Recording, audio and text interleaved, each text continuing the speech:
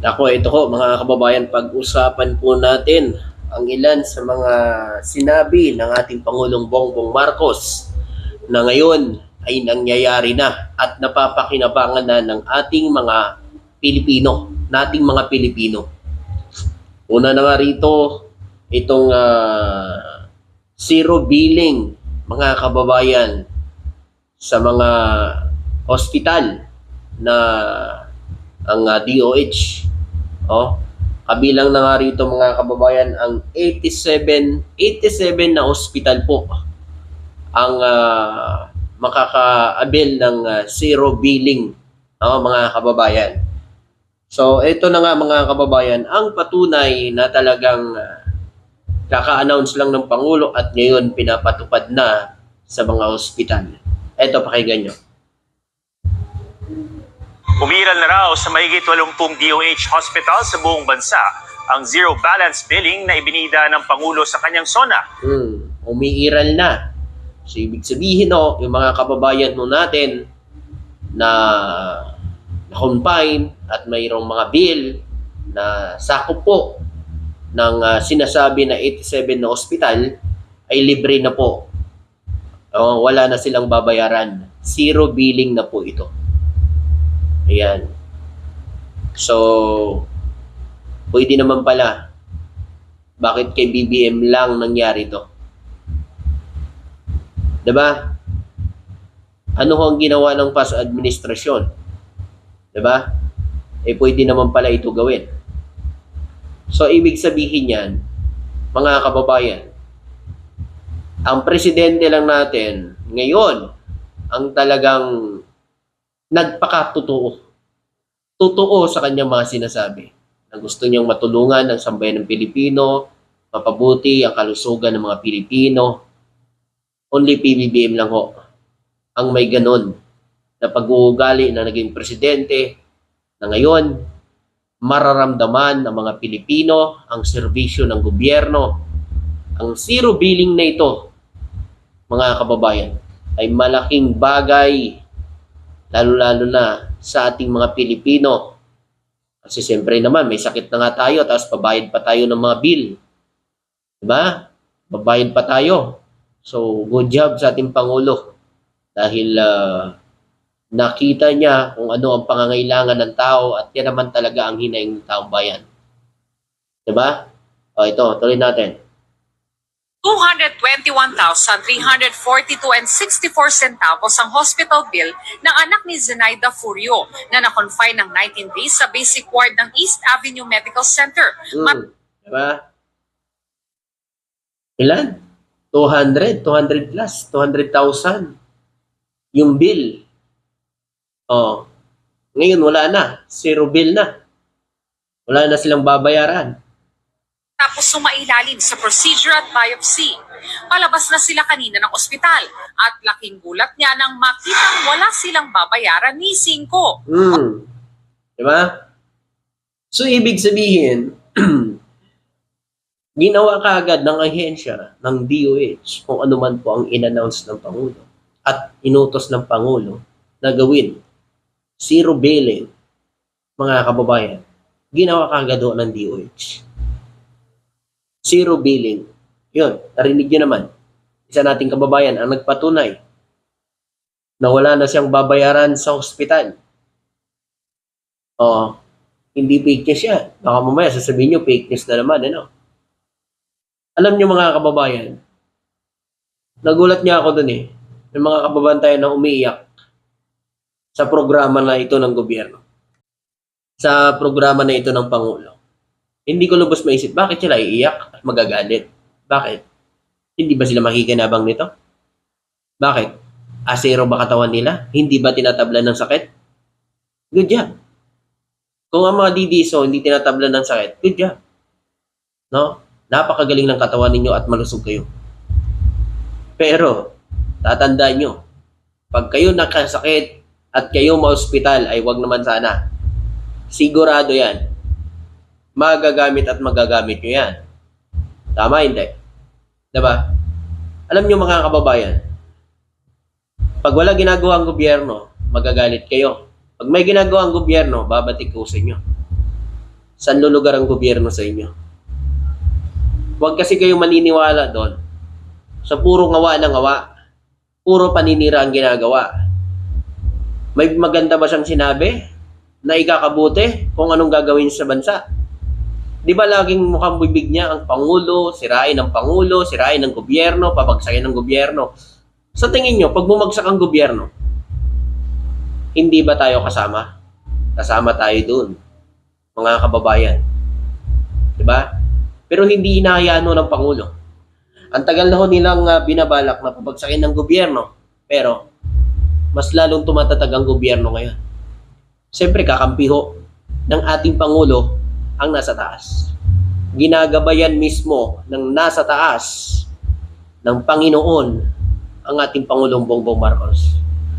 Dahil siya, mga kababayan, ang pinili ng taong bayan na mamuno dito sa bansang Pilipinas. At wala akong nakakapagpigil doon. Kahit ano pang paninira nila, binabato nila, hindi ho sila nagtatagumpay. Kasi Panginoon na mismo ang gumagawa ng paraan. At ang nangyayari ho sa kanila, anuman po ang nangyayari sa kanila ngayon, kagagawa na nila yon. Hindi ho kasalanan ng Pangulo. Kung sila may mga kaso sa confidential fund, kung sa anong ginastos nila, kung anong pinaggagawa nila na sa dahig, wala hong kasalanan ng Pangulo natin doon. Dahil walang dadalhin sa ICC kung walang naglabag sa batas. Walang kakasuhan ng impeachment kung walang nilabag na batas. Ganoon lang yan kasimple. At kung mapapatunayan niya na wala siyang kasalanan, absuelto. Hindi niya dapat gumawa ng paraan ay dismiss para lang hindi malaman ng tao ang katotohanan. Diba? Pag hinaharang nila itong impeachment, parang sinabi na nila talaga na inaamin na nila, no? Na totoo nga ang mga akusasyon sa kanila.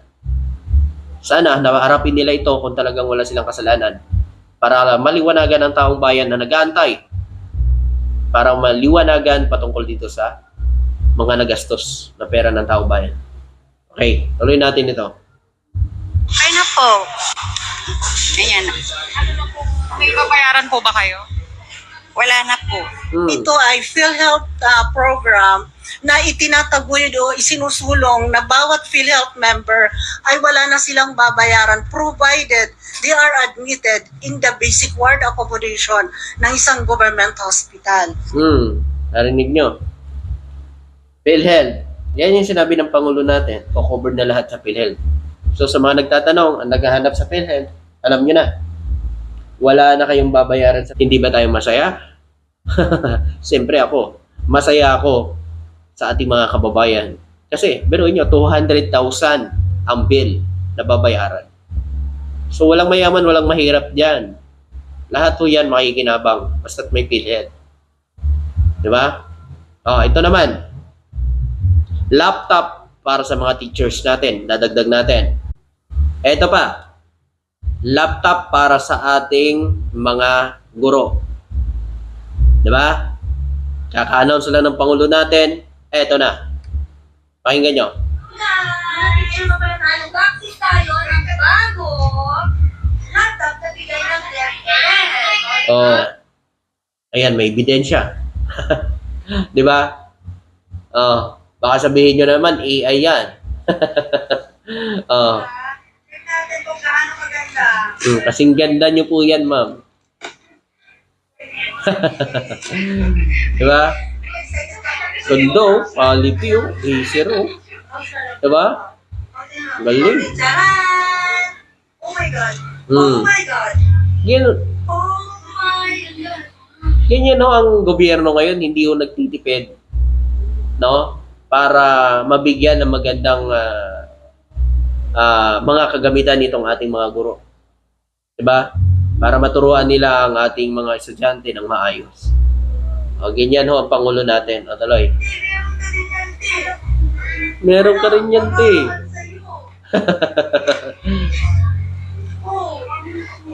Oh, Di ba? oh my Bagong-bago. Basta after 5 years ha, magpugawa na. O, di ba mong gabi? O, wow! Thank you, Dapet. Oh, ayan, nakita niyo yan? Pidipid po ang pangalan, no? Lalo po kami sisipagin, nag-overtime po kami po. Mas lalo pa daw sisipagin si ma'am mag-overtime. Pero may in-announce pa ang Pangulo natin, yung overtime para sa ating mga guro. Nagawa na ho ng paraan ng ating Pangulo at ng Defense Secretary na talagang mapunuan ang kakulangan ng classroom sa buong Pilipinas. Yan ho ang gustong mabigyan ng solusyon ng Pangulo bago matapos ang kanyang termino. Tuloy natin. O, di ba po dyan, meron pa po kami? Wow! Pleto. At meron din kami headset. At meron din kami Sir Gabi, no? Wow, kompleto. Ano daw? Hindi ko narinig eh. Ulitin natin. Bago, laptop na bigay natin. Headset. At meron din kami Sir Gabi, no? Nakasuna mo lang, tapos nandito na yung laptop. Grabe, pabilid si ma'am. Kakasuna mo lang, nandito na kagad yung laptop. So ganyan ho kasi magtrabaho ang Pangulo. Hindi ho ngawa ng ngawa, trabaho. Di ba? So yan ho ang hindi matanggap po ng mga DDS. Yan ho, sila nagagalit ho sila dyan. Kasi ang Pangulo natin ay talagang trabaho. Lingkod talaga sa taong bayan. Kumbaga, aksyon. Hindi, puro bakasyon. Diba? So, yan ho ang kinakagalit nila. Na makakatulong ho ang Pangulo natin sa mga guro, sa mga Pilipino, sa pamagitan po ng mga serbisyo ng gobyerno. So, ayaw ho ng mga DDS yan. Nagagalit sila dyan. Paano? Hindi nagawa ng kanilang amo. Ganun lang yan. So yun, maraming salamat to at magandang hapon ho sa inyo lahat. Thank you. Kayo, good job, siyempre, sa ating Pangulo. Maraming salamat po.